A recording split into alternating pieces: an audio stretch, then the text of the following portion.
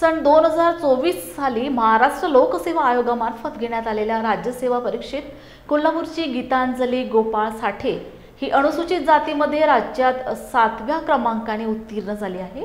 तिचे मूळ गाव पन्हाळा तालुका मल्हारपेठ येथे असून सध्या ती कोल्हापूर फुलेवाडी येथे वास्तव्यास आहे। तिच्या या यशामुळे शिवसेनेचे आमदार चंद्रदीप नरके यांच्या हस्ते सत्कार करण्यात आला। रविवारी तिचे कोल्हापुरात आगमन झाल्यानंतर ग्रामस्थांच्या वतीने जंगी स्वागत करण्यात आले।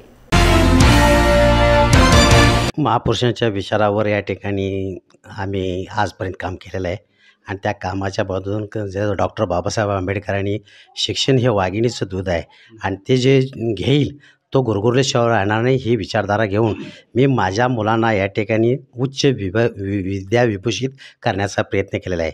आजपर्यंत मी ज्या पद्धतीनं महापुरुषांच्या विचारावर पावलावर पाऊल ठेवून वागलो, माझी सर्व्हिस केली, त्याच पद्धतीनं माझी मुलं, माझे कुटुंबीय, माझे नातेवाईक, माझे जावई बापू, त्यांच्या सर्व परिवार हे सर्वांनी चालावं ही माझी नेहमीची विचारधारा आहे।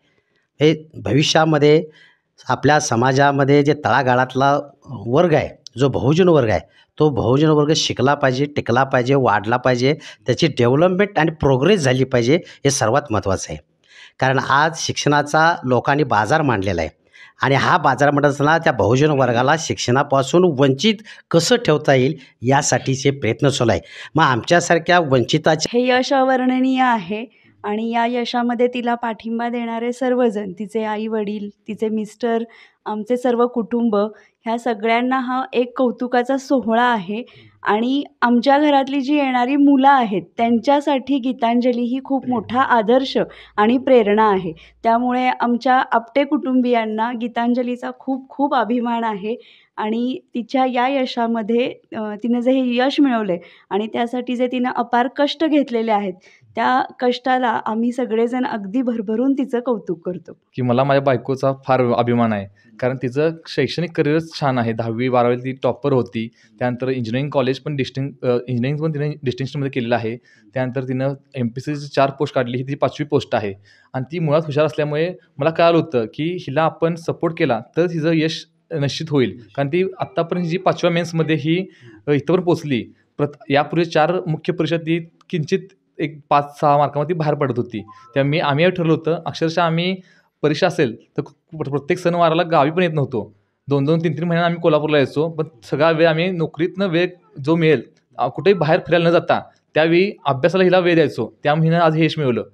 त्यामुळे तिला मी कधी कुठली संसार जबाबदारी अशी तू ही केलीच पाहिजे असं मी तर सांगितलं नाही, तुला जेवढं जमेल तेवढं संसाराची जबाबदारी पार पाडत अभ्यास तिनं केला। त्यामुळे मला तिचा अभिमान वाटतो आणि मला असं वाटतं की तिनं प्रशासनात चांगलं काम करावं आणि असंच तिनं यशस्वी शिखरावरती अजून पुढे जावं। सर, जेव्हा रिझल्ट लागलाय असं कळलं तेव्हा मला तर वाटतं मी पूर्ण रडायलाच सुरुवात केलेली, कारण की एवढं कष्ट घेतलं तर त्यातून एखादं पद भेटलं आपल्याला, ते खूप महत्त्वाचं होतं माझ्यासाठी। तर मिस्टरांना माहिती आहे की मी रडत होते आणि आनंद पण मला खूप झालेला, कारण की एवढं कष्ट घेतलं। मला वाटतं मी जॉबला 2019ला लागले, त्याच्यानंतर थोड्या मार्कांनी माझी मेन्स जात होती आणि इंटरव्ह्यूचा कॉल माझा हुकत होता। खरं यावेळी मी निश्चय केलेला की ह्या परीक्षेतून कोणतं ना कोणतं तरी पद मिळवायचंच। तर त्या माझ्या कष्टाचं चीज झालं, त्याचा मला खूप आनंद झाला। किती इंटरव्ह्यू दिले?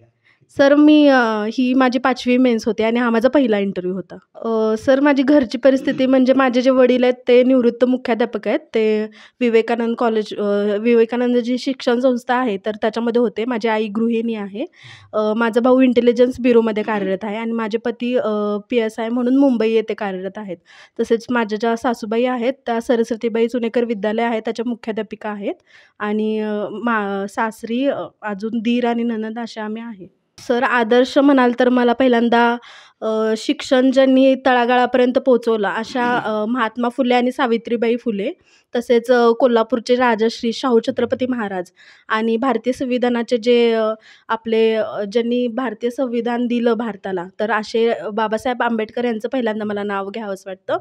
त्याच्यानंतर माझ्या आईवडिलांनी ज्यांनी मला लहानपणापासून असं क्लास 1 होण्याचं स्वप्न दाखवलं, त्या दृष्टीने माझ्यावर जे संस्कार केले, तर त्यांचा पण मोठा ह्या यशात वाटा आहे।